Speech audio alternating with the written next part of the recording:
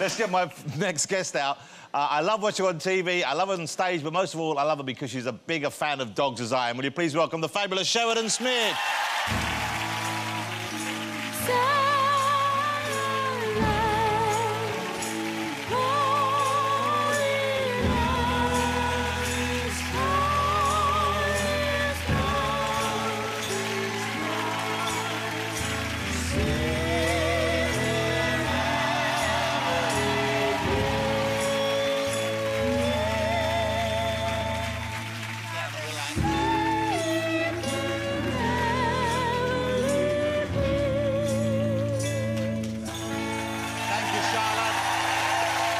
To the fabulous group of young men you have with her. I'm so thrilled you're here, Sheridan. I wanted to have you on the show for a long while. Because I follow Sheridan on Twitter. I don't know if anyone's on Twitter here, but Sheridan's quite prominent on Twitter. And I was horrified. It was a while back. Your dog was stolen. Your dog went missing. She was stolen. It was thanks to Twitter that I got her back. Wow, and this wasn't your pug. You have a pug. I have a pug called Barry Manilow. OK, well, of course. And a Shar-Pei called Enid. It was Enid that went missing. I don't know if... I know we have a picture of... I think we have a picture of Barry Manilow. Oh, there's your... Oh, no, there's Enid. Oh, wow. And so you went... Someone had taken... Oh, there's Barry. Wow. And he's not dressed up special. That's how he dresses all year round.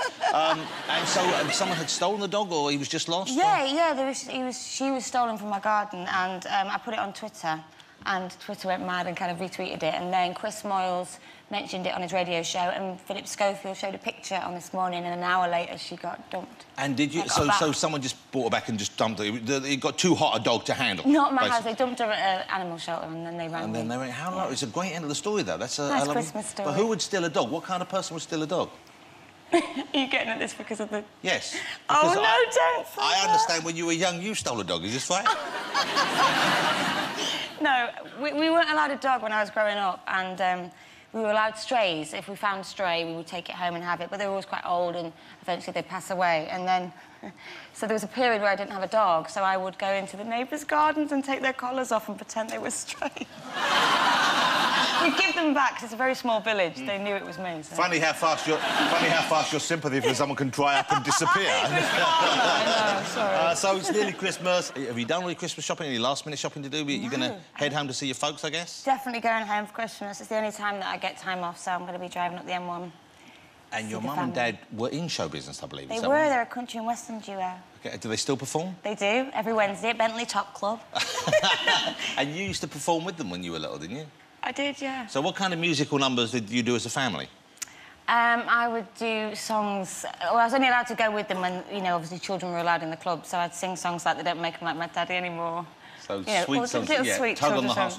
Yeah. We have some footage of you performing with your mum and dad. My mum will have sent this, and I'm going to lose all street cred if I had any. OK, we should mention, so they're called the Daltons when they perform. Yeah, they're brilliant. So what's the Daltons? Is that your real family name, Dalton? No, no, I don't know actually where that came from. It's my mum and dad, the double act, and my dad plays guitar, my mum plays bass, and I sometimes used to sing with them when I was very little. I love that. So you grew up going to the club, seeing the performing clubs? Yeah. That must have been great. It was amazing. They would gig 7 nights a week when me and my brothers were growing up. That's how they brought us up. And you would sing with them. OK, we have Sheridan doing a song with mum and dad, with the Daltons here, and it's a particularly festive song. I think you'll agree. Have a look at this. Oh, God.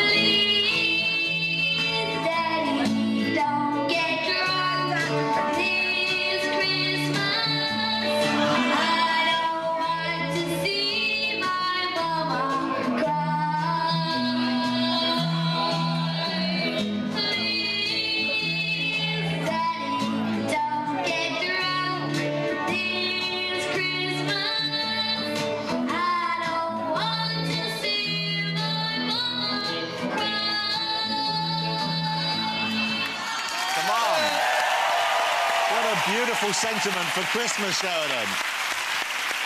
I've never even heard that song before. Please, Daddy, don't get drunk this Christmas. That's quite a lovely moment. I've gone very red, sorry. So they still perform? They do still perform, yeah. Not as much as they used to. But that's great. How great. Yeah. So let me ask you about the film in a moment, because it's a film that opens at New Year's Day, and this is directed by Dustin Hoffman. It's called Quartet. That must be... Had you met Dustin Hoffman before? He came to see the play that me and Sienna were in, and came backstage afterwards and was very lovely and emotional. He's quite an emotional man. And then the next day he rang and said, do you want to be in my film? Wow, that So, yeah, it was a real And do exciting you, I mean, you've worked with so many people, do you get intimidated when you meet him? And I know the cast, the rest of the cast, incredible. Billy Connolly's in it, Tom Courtenay. Yeah. And there we see it's Dame Maggie Smith as well, who, you know, is just one of the greats. That must be... Had you worked with her before, ever? Oh, no, it was acting royalty, you know. I wanted to kind of curtsy every day when I went on set, so I was in awe of them. But the whole film is...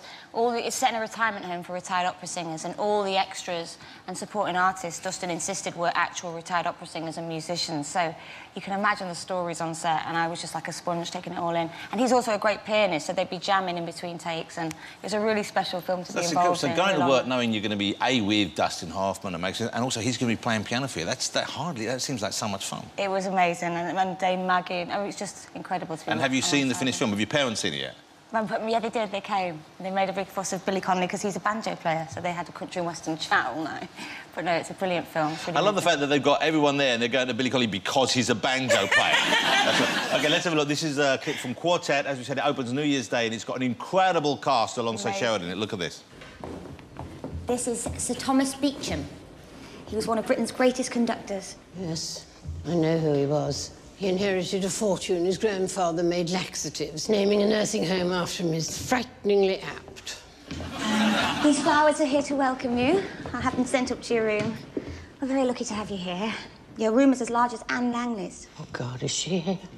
It's a beautiful suite in what we call the B wing. What? It sounds like a prison. The service lift is currently being repaired, but we have the chairlift, which will be much easier for you. Chairlift?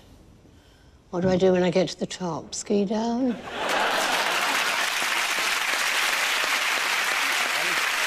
Yeah, that's going to get the grey pound, as they say, isn't it? It's like Marigold Hotel. And what about, you know, we were talking about you going home for Christmas. Do you cook? I mean, do you do that kind of stuff? No, I don't. I was telling Jamie earlier he's going to try and find me a man who can cook, because I can't cook at all. So you're single at the moment? Yeah. Wow, well, how does that happen? Oh, you're lovely. You're a dilf. I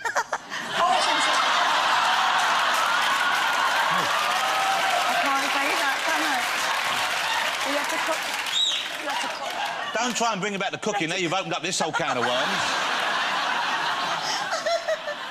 OK, so we're going to cook now. We're going to go over because Michael has proven himself to be a whiz in the kitchen. Jamie said he's going to do wagon wheel, so let's go over. And I'm hoping Sheridan... Come. Will you join me in saying thank you to Sheridan Smith for a lovely chat, ladies and gentlemen?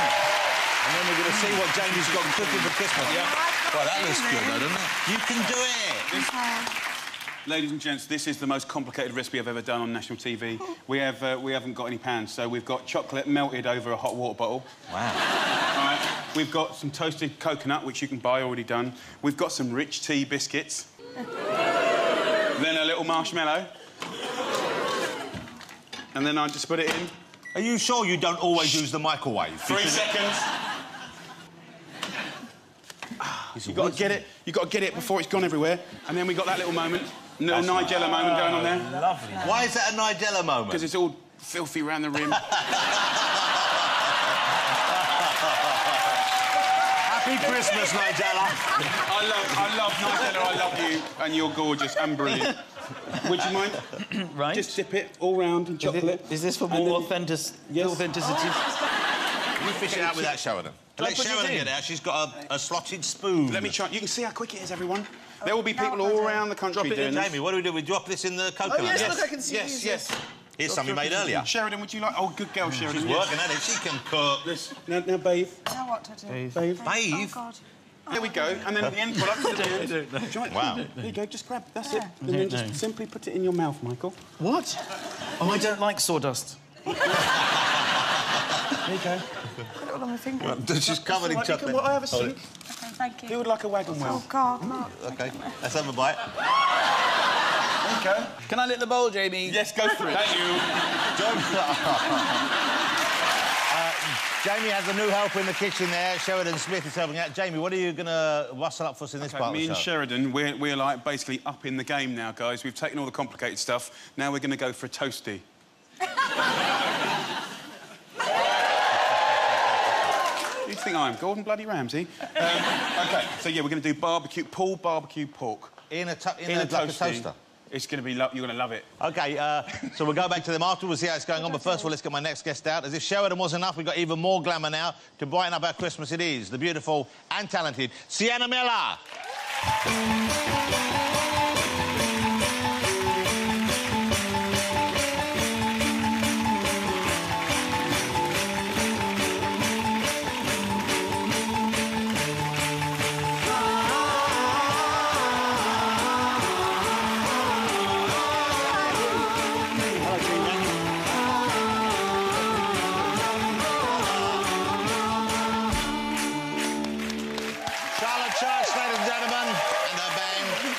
Sienna Miller's here. Sienna, how lovely to see you. Thank you very much. Lovely to see you too. And congratulations. I read it in the paper. I haven't seen you since last time you did a guest appearance on one of my shows, but you've had a baby. You had a baby 6 months ago? 5 months ago. You've had a lovely little girl. Marlo, yeah. Wow, that's such lovely news, isn't it?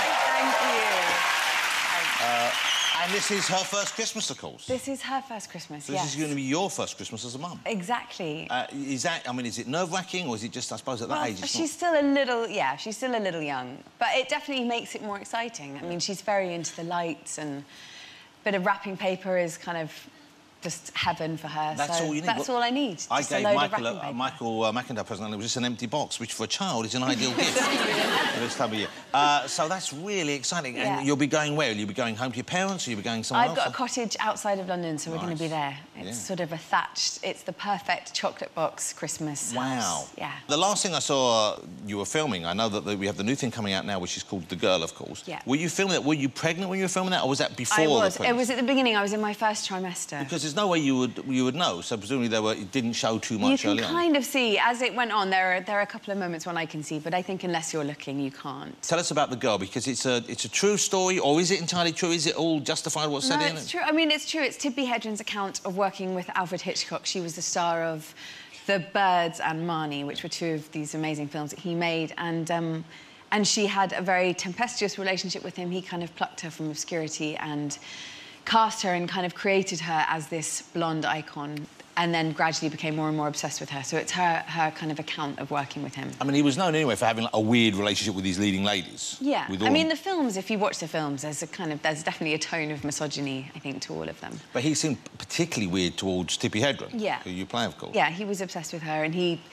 all sorts of things. I mean, it started off, they were great friends, and he was very amusing and, you know, obviously a huge character, an incredible filmmaker, but gradually became more and more obsessed, and she wouldn't capitulate to his demands, and it kind of got more and more polluted as it went on, and then gradually they stopped working together after Marnie, and he kept her under contract for 7 years, but didn't let her work with anyone else. Wow. So he kind of killed her career then, really? Yeah. Yeah. Because I thought she was great in The Birds. I mean, Marnie's a peculiar film anyway, but she's great in The Birds. And shooting it, I didn't realise that... I know the series, it's famous that he would sometimes put his actresses through kind of difficult situations, and they were live birds. You said you were... And you redid that scene with the live birds. I was bombarded with live, pigeons, seagulls, the works. And that can't be fun. No. Beaks and claws and nose. So and pregnancy and morning sickness. But it's a great film, and it's on Boxing Day on BBC Two. Yes. I really recommend it. It's a great story, and it's a peculiar moment in cinema history. But if you like Hitchcock, you like The Birds, and you'd want to see it, it's fascinating.